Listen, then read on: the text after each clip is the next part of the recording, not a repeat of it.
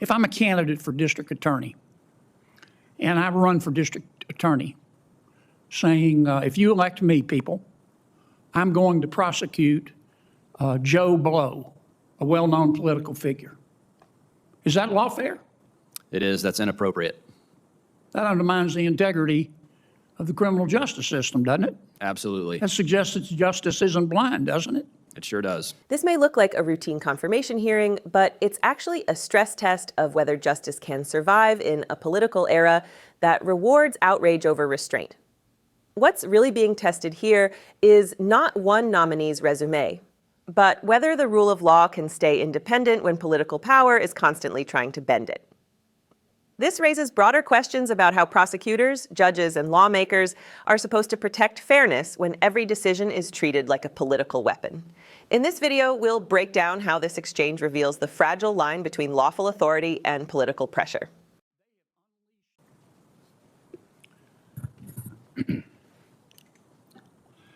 Justice Crane, we elect judges in Louisiana, do we not? We do. And we have elected judges, our people have decided to elect judges for a long, long, long time, haven't they? As long as I can research, yes. Are you responsible for that system of choosing judges? Not at all. When you run for judge, can you solicit campaign contributions? You cannot. You've run 3 times. I have. Have you ever solicited a campaign contribution? I have not.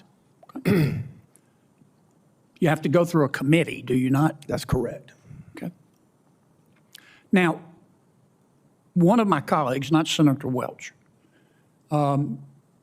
suggested that you live in the left front pocket of the oil and gas industry. Is that true? That is absolutely not true, Senator. Do you live in anybody's left front pocket? The only pocket I live in is the rule of law, Senator. And I think that my record reflects that. That's certainly been my experience. I just wanted to clear that up. Thank you, Senator. Mr.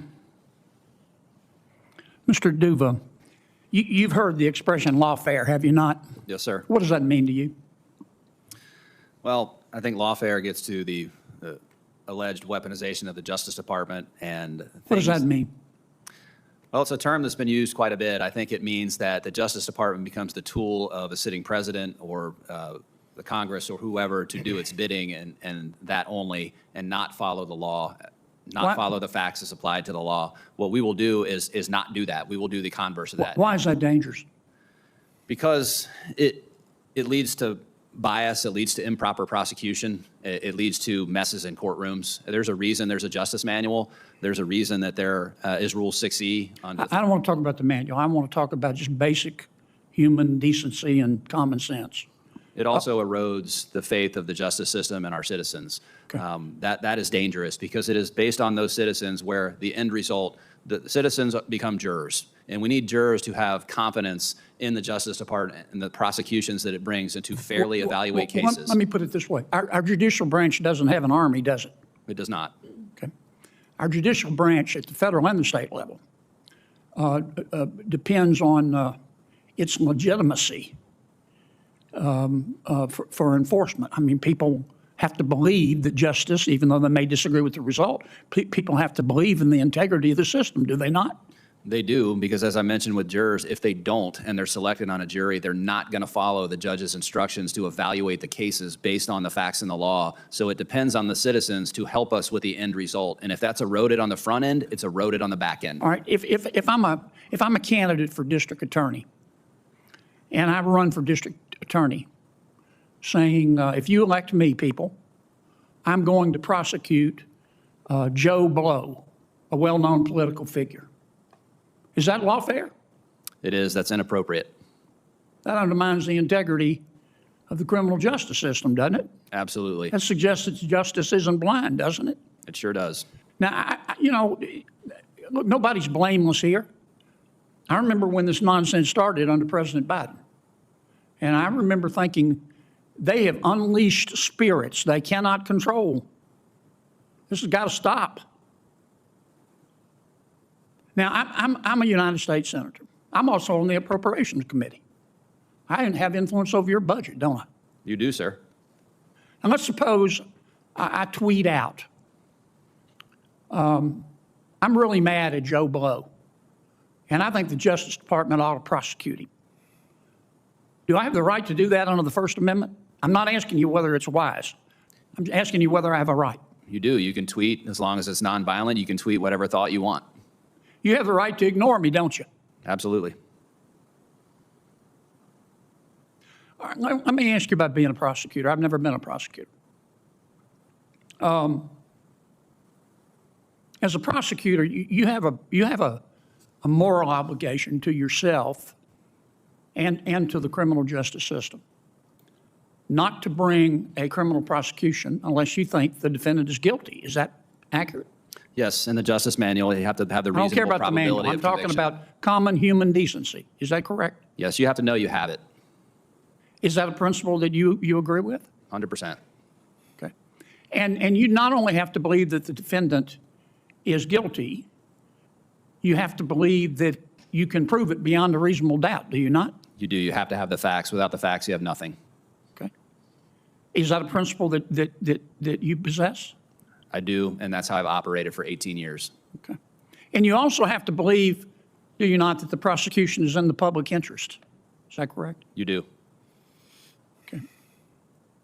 Now, if one of your superiors came to you, well, let me answer the question for you for how I would do it. If one of my superiors came to me and said, look, you got to prosecute this case, and I looked at it, and either I didn't believe that the defendant was guilty, or I didn't believe I could prove it beyond a reasonable doubt, or I thought it was not in the public interest because it would undermine the integrity of the criminal justice system, I would resign.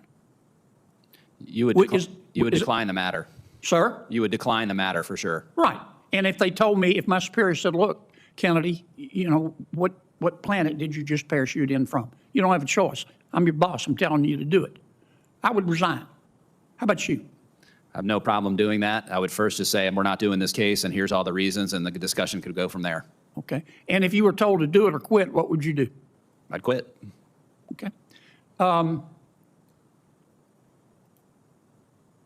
Would you ever advise a client not to follow a federal court order? No, sir. I appreciate that. Appreciate you not qualifying it. If it's okay to disagree with a federal judge ruling, isn't it? I often have. Yep. It's okay to appeal it Absolutely. We have an appellate section. It's one of the best sections in the criminal division. within the bounds of legal ethics. It's okay to criticize it, isn't it? Yes, internally. But you got to follow it, don't you? You do, absolutely. Because that's called the rule of law, isn't it? It is, and without that, you have anarchy and no confidence in the Justice Department. I appreciate it, and I appreciate the frank answers. Thank you, sir. All right, gentlemen, this hearing is concluded. Thank you to the I got to read this, folks. Thank you to the nominees for your testimony today.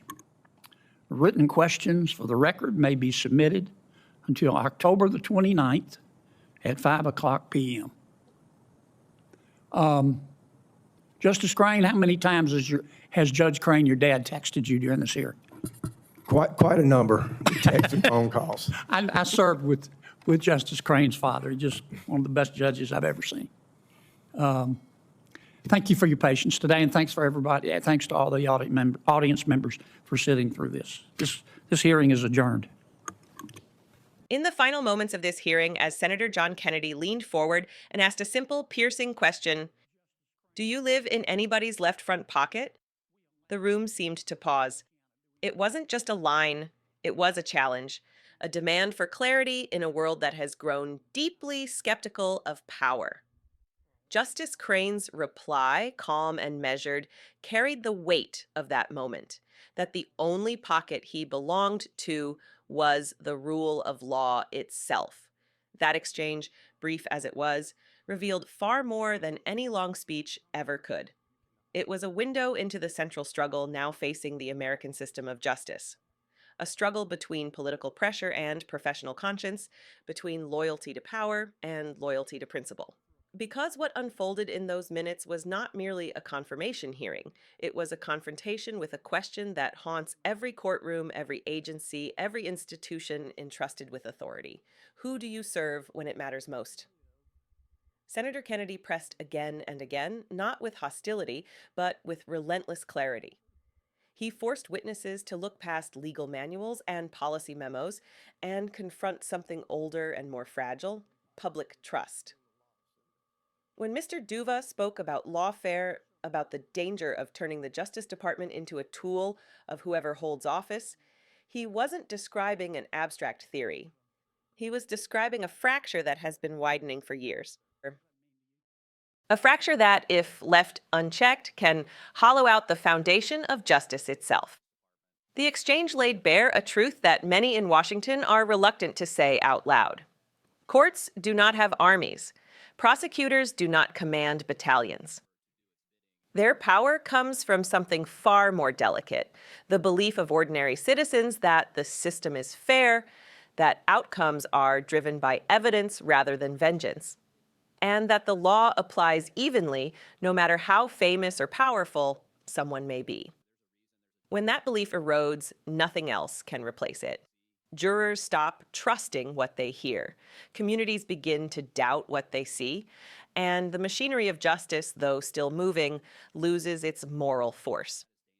Senator Kennedy's hypothetical was not hypothetical at all. When he described a politician running on a promise to go after a specific public figure, he was pointing directly at a dangerous temptation. It is the temptation to turn prosecution into performance and justice into spectacle. That moment in the hearing made something unmistakably clear. When legal power is wielded as a political weapon, the damage does not stop with one case. It spreads through every verdict, every ruling, every courtroom, leaving behind a cloud of doubt that no ruling can easily dispel.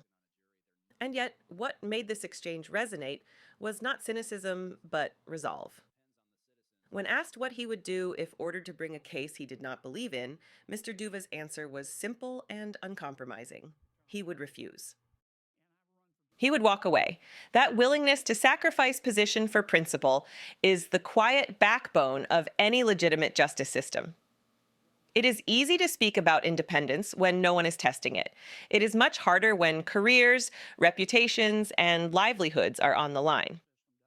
In that moment, the hearing revealed something rare in modern politics, a line that should not be crossed, even when the pressure is immense. This is why these hearings matter, not because of the political theater that often surrounds them, but because they offer a glimpse into the character of those who will soon hold extraordinary power. When judges and prosecutors swear to uphold the law, they are not pledging allegiance to a party or an administration. They are pledging allegiance to a system that only works if it is trusted by the people it serves. That trust is not built with slogans or speeches. It is built case by case, decision by decision, in moments like the one we just witnessed. As the gavel fell and the hearing came to a close, it may have seemed like another procedural step in Washington's endless calendar. But beneath the formalities, something far more consequential had taken place.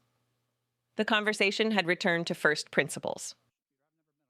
To the idea that justice must be blind, that power must be restrained by conscience, and that no office, no title, and no political moment is worth the cost of compromising the integrity of the law. In an era when so much feels divided and uncertain, moments like this remind us what is at stake. The rule of law is not self-sustaining. It depends on people willing to defend it when it is inconvenient, to protect it when it is unpopular, and to walk away from power rather than abuse it. That is not a partisan idea. It is the bedrock of a free society. What you saw today was not just a nominee being questioned. It was a test of whether America's justice system still remembers who it is supposed to serve. The answer to that question will not be written in press releases or headlines. It will be written in the choices made by those entrusted with the law when no cameras are watching. If you believe that those choices matter, if you believe that truth and accountability still deserve a voice, then stay with us. Support our work to keep these moments in the light, and subscribe to Liberty Report USA.